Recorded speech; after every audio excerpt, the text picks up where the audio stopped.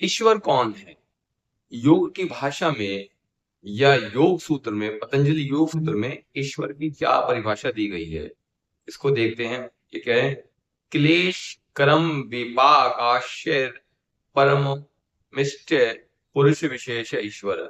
क्लेश कर्म विपाक आश्चर्य परामृष्ट पुरुष विशेष ईश्वर।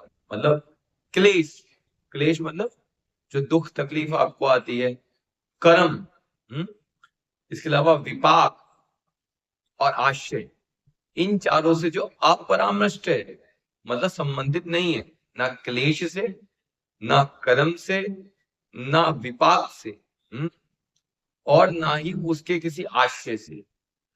तो ये क्या मतलब होता है? इनमें से किसी से भी वो अपरामृष्ट है। परामृष्ट मतलब ढका हुआ नहीं है, संबंधित नहीं है।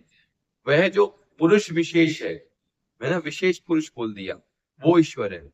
तो अपन ने विशेष पुरुष बोल दिया, यानी कि ऐसा हो सकता है बहुत सारे पुरुष, बहुत सारी आत्माएं ऐसी हो जो इनसे ढकी हुई ना हो। ये बहुत सारी आत्मा ऐसी हो सकती है जो मुक्त आत्मा कहते हैं, उनका भी क्लेश से यानी दुख से, कर्म से, विपाक यानी कर्म फल, कर्म के फल से और उसके आशय से, उनसे कोई संबंध नहीं रहता जब मुक्त आत्मा हो जाती है तो।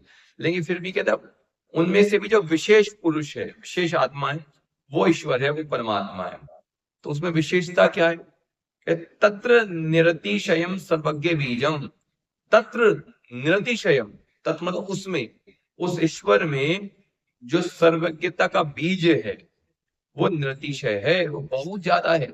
निरतिशय यानी कि उससे बढ़कर वो है ही नहीं, किसी के पास नहीं। तो ये उसकी विशेषता है। अच्छा, उसके अलावा क्या विशेषता बताएगी ईश्वर की? पूर्वेशामपि गुरु कालेना नवच्छेदात्। वह ईश्वर पूर्वेशामपि गुरु, जो पूर्वजों का भी गुरु है, जो पूर्व काल में गुरु हुए हैं उनके भी गुरुओं का गुरु है। और कालिना नवच्छेदात्, और काल से उसका अवच्छेद नहीं है, यानी कि वो काल से परे है। वो तो गुरुओं का भी गुरु है, पूर्वजों का भी गुरु का गुरु का गुरु है, और वो काल से संबंधित नहीं है, उसको ईश्वर कहा गया है। जिसका काल से संबंधित हो गया, संबंध हो गया, वो ईश्वर नहीं है। तो ईश्वर की डेफिनेशन यहाँ पे बताई गई है कि क्लेश कर्म विपाक आश्रय परामर्श पुरुष विशेषेश्वर तत् निर्देश सर्वज्ञ बीजम पूर्वेशामपि गुरु कालिनावच्छेदात्। तो ईश्वर का इन सब में से किसी से भी संबंध नहीं है। और विपाक का जो मैं संबंध समझता हूं, इसमें ये तो मेंशन किया ही गया है कि कर्म के फल से संबंध तो नहीं है, लेकिन कर्म का फल वो दे सकता है, वो प्रकट कर सकता है। यानी कि फल, कर्म के फल से संबंध ना होने का मतलब है कि जो कर्म किया और जो फल आएगा उससे वो संबंधित नहीं है, मुक्त है। जो मुक्त है वही उसको प्रोड्यूस कर सकता है ना। यानी कि सिर्फ ईश्वर में ही वो शक्ति है कि वो उस कर्म का, किसी कर्म का फल बिना कर्म के भी पैदा कर सके, दे सके। यही यही ईश्वर की शक्ति है जो ईश्वर को बाकी मुक्त जीवात्माओं से अलग करती है ना। और इसमें सर्वज्ञता का बीज है, वो सर्वज्ञानी है और अनादि है, उसका कोई काल नहीं है ना। और वो पूर्वजों का गुरु का भी गुरु है, तो अजर है, अमर है, अनादि है। ठीक है ना। तो वो पुराणों से भी पुराना है। और फिर एंड में बोला गया है तस्य वाचक प्रणवा, उसका नाम क्या है? उस ईश्वर का नाम क्या है? प्रणव। प्रणव या ओंकार जो है उस ईश्वर का नाम है।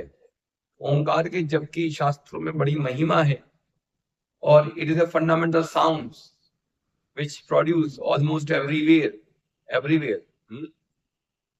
जो आ का उच्चारण करते हैं बहुत सारे विभिन्न प्रकार के संस्कृतियों में, धर्मों में, तो आ भी क्या है? ओंकार की मात्रा एक, एक मात्रा है, आ ओ मा।